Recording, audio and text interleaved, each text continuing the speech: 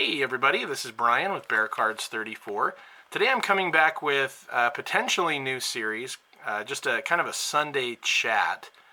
Maybe that's even what I'll call it. Maybe this is Sunday Chat Episode 1. I'm not going to do it every Sunday, but from time to time I'll make videos where I just talk about random things related to the hobby. It's show some of my random cards, or maybe even some mail days, things like that. Today I'm going to start off with this. This is a Plak attack. Original collectible trading cards with the Plak has Karl Malone, the mailman, inside. For those of you who know, I'm a big Utah Jazz fan. I'm from Utah. Loved Karl Malone. And anyway, my mom would have purchased this when I was a kid. She was cleaning out her garage and found some boxes. And in one of those boxes was this Plak. And so she gave it to me just recently. And you can see there, it's from the Fairfield Company from 1997. So my guess is that that's when she would have purchased this, and it's been collecting dust ever since. So anyway, pretty neat to be able to get this from my mom all those years later. And when I was a kid, my mom was just a really big support with my football card collecting, as well as for my brothers. So she gave me some great cards, like back in the day, like Terry Bradshaw rookie, Brian Piccolo, some other just really, really cool cards, and really encouraged us to keep that hobby going. So it was really cool to be able to get that from her all these years later. Okay, so next up, I wanted to show you guys this. This is Slab-Renew. If you guys ever watch the Mangini collection, he's got a great channel, a lot of amazing vintage stuff, as well as some new stuff too. But he recommended this for PSA cards, for if there are smudges or scratches. And I actually tried this out for the first time last night, and it worked. I was very impressed with it. So this is their card right here, Slab-Renew. Now, I purchased this product off of Amazon, and it came with this letter right here where it kind of talks a little bit about the product and how to use it. So for light scratches, it just says place a few drops on the slab and use a circular motion to clean that off. All right, so anyway, if you guys collect and have graded cards and you're interested in working on some of those surfaces with little scratches and abrasions, things like that, I recommend this based on what I saw. Now, I'm going to try another one of these on camera, and we'll see how that works. Now, you may notice the twins right here. For those of you familiar with The Shining, you'll know that. My daughter, Avery, has no clue the history behind those or what they do, but she loves these twins, and she's been wanting me to show them on the video for a while. Okay, so we now have my youngest daughter here. She is going to open a pack of Heritage 2021 baseball. Now, for those of you guys who follow my channel, I'm not the biggest expert on baseball. I know some of the top names and things, and I definitely respect the hobby of baseball cards, especially vintage, but I'm not exactly sure what we're going to get out of this. So if any of you are familiar and if we get anything good, let us know in the comments. All right. Okay, guys, here is Avery. Avery, why don't you take it away? Hi. All right, you want to grab your pack of cards? Sure. And you want to put it right up there? There you go. Great job.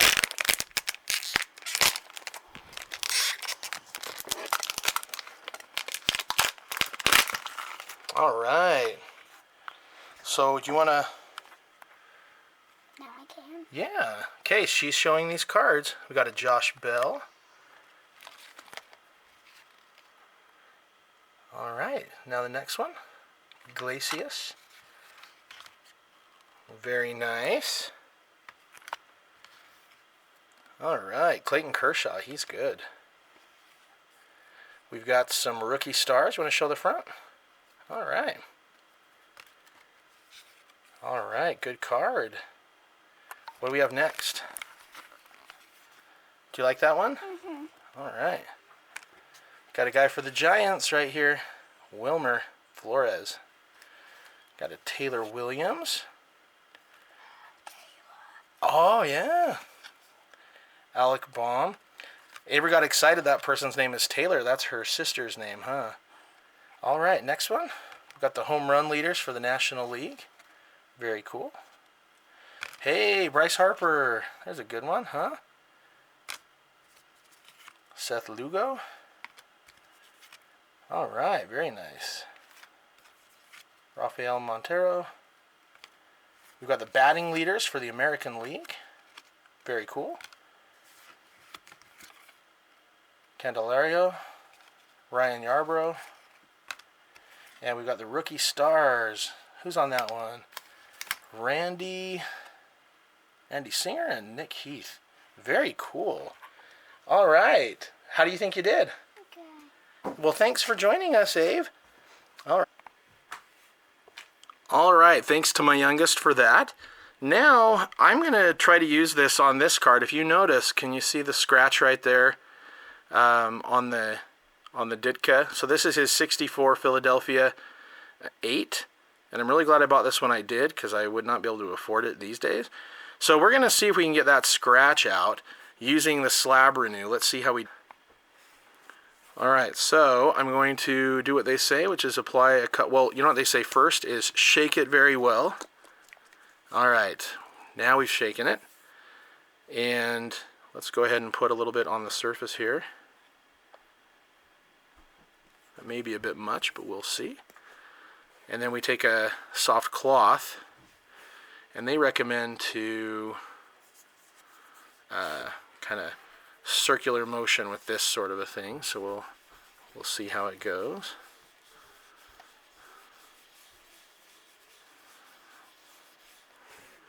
I'll do a little bit off camera, and then we'll take a look. Okay, so I've done the application a couple of times, and it's definitely made some real progress. It's still there slightly, but it's much less noticeable for sure.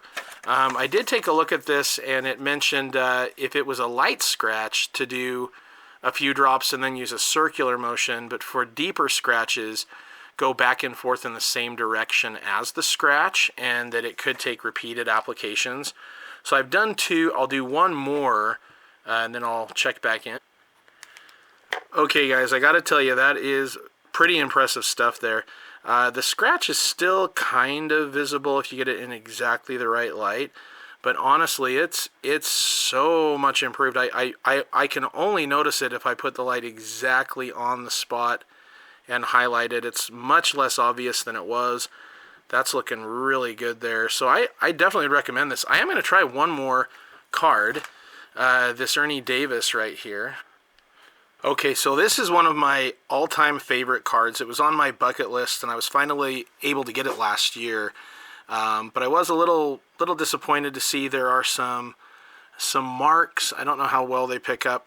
They're kind of like these little marky patches right there.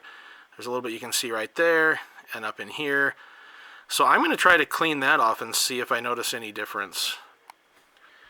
Alright guys, very happy with that end result. You can see there, it took it away. So I am thrilled, because I love this card, and you know, once they're in here, you know, you pretty much want to leave them in unless you're trying to get a higher grade, which I would never really consider, I don't think. But just really happy to see that. So I definitely would recommend this stuff if you have PSA slabs and you have scratches on those. This Cedric Benson rookie card that I got also has a scratch, so I'll work on those later, but just wanted to kind of show you guys what you can expect with that product. Okay, next up I've got a little bit of a mail day, and the first one comes from none other than our own Hoss of Cards. Shout out Hoss of Cards. So this is just a little something I picked up on eBay, and I actually bought it through my wife's eBay account, but I was happy to get this for my PC.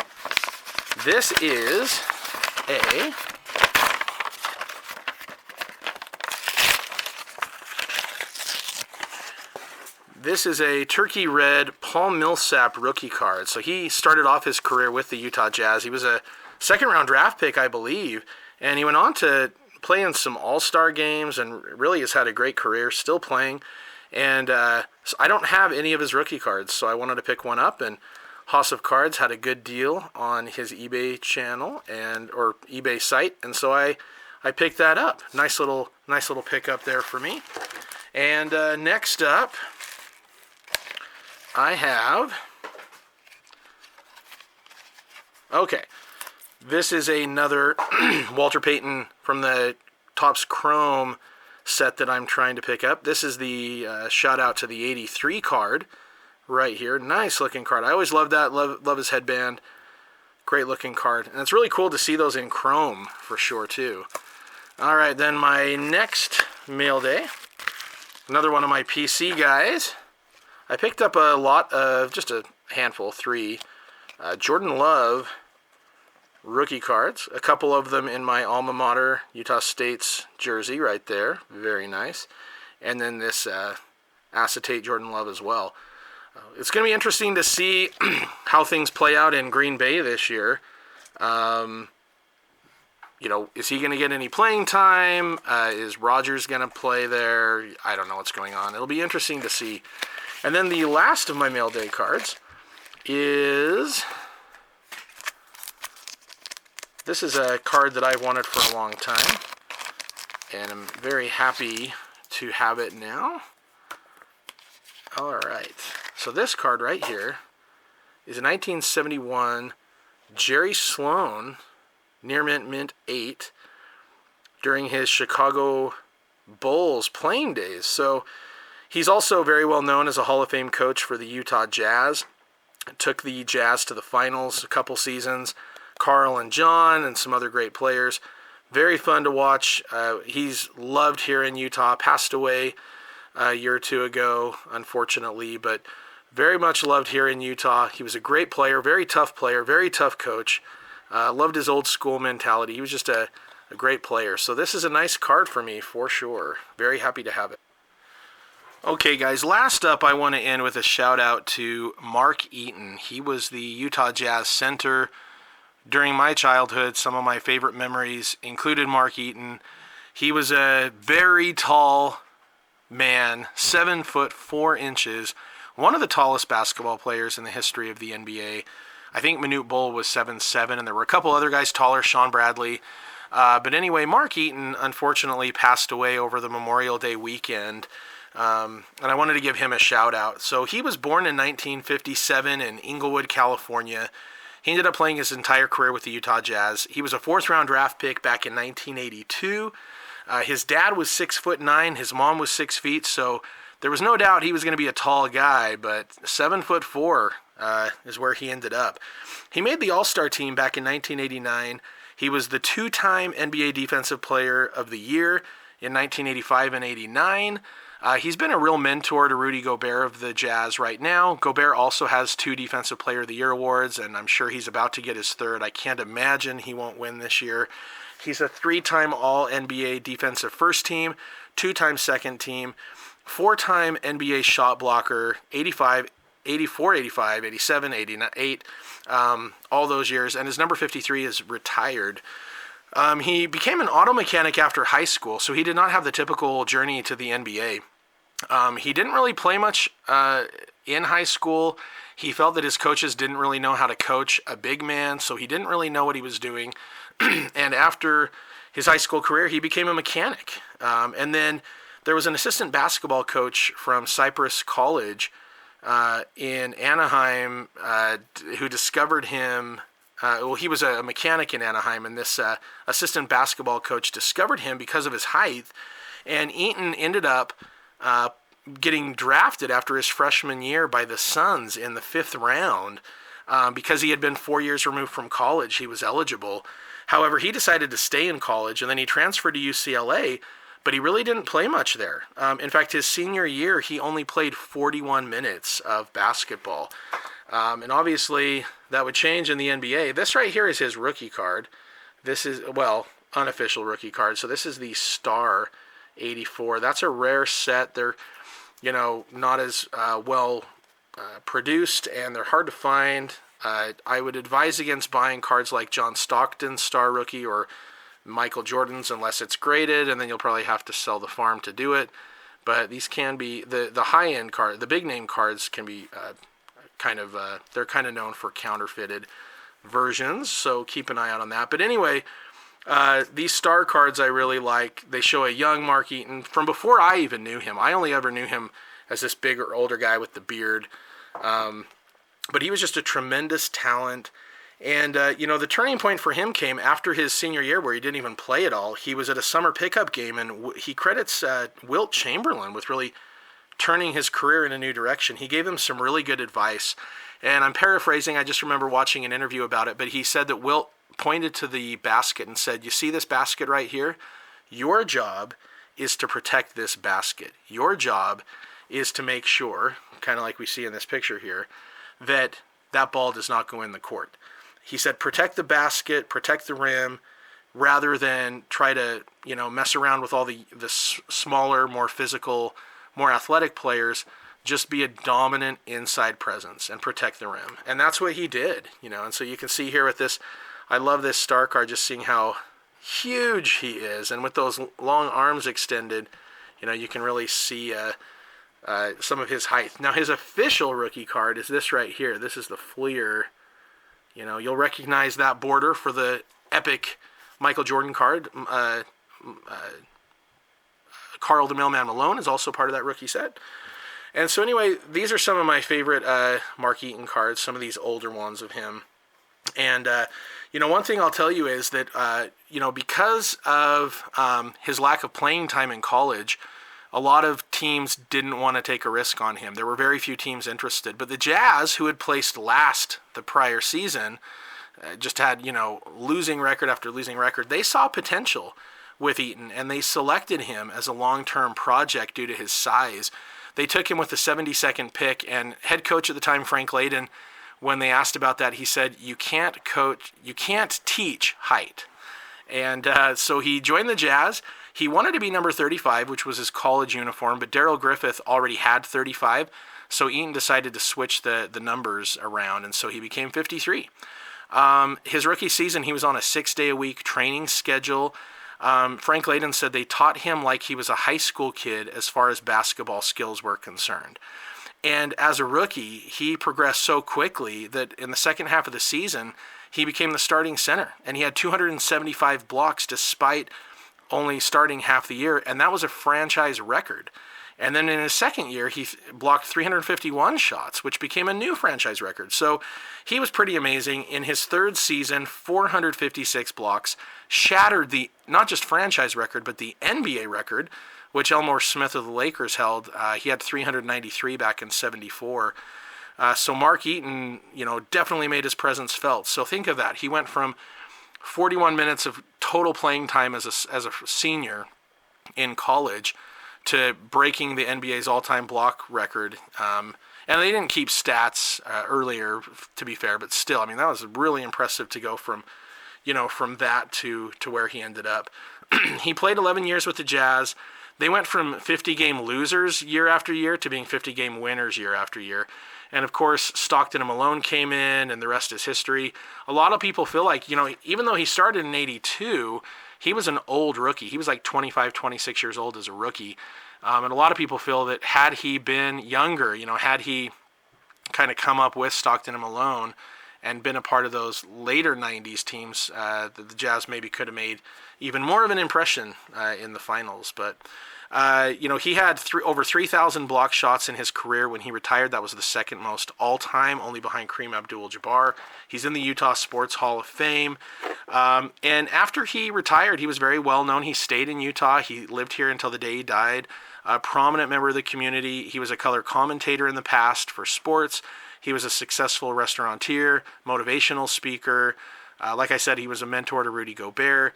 He was married, had a couple kids, and just before his death, he actually had posted pictures in Chicago where he went to a career celebration of the umpire Joe West, and he posted a picture with himself and Jim McMahon, Go Bears, and Paul Krause of the Vikings, and just talked about how he had a great time. I know Charles Barkley on the NBA show that they do had given him a shout out and said that they texted frequently and that he had just spoken to, or just chatted with Mark Eaton just a couple days before his death. It was just a real shock to everybody. My understanding is, at first they were reporting it as a bicycle accident. He actually had a special custom-made bike that he could ride, and my understanding now is that as opposed to being an actual bike accident, it sounds like he had some sort of a health scare, or a health problem, maybe a heart attack is what they're thinking. He had gone out biking earlier that day with a friend of his, and they went on a long bike. They had lunch. He went home. And then a little bit later, he went back to his, he told his wife that he was going to go on another bike ride. And not long after he left is when he passed away.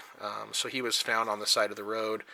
And unfortunately, he did not make it. And that's a real loss to the community here in Utah, to the Jazz family, to his family and friends. I met him a couple of times as a kid. I got his autograph on one of those banners that was really nice. And this right here is my favorite card of his. This is the All-Star card with Carl, Stockton, and Eaton. I've just always really loved that one. And one thing that was kind of cool, I'll tell one memory that I remember as a kid, going to a game. I don't remember who they played, but this is right around the time that the movie White Men Can't Jump came out. And I don't know if you guys have ever seen that. I really like that movie. It's a fun movie. Woody Harrelson and Wesley Snipes.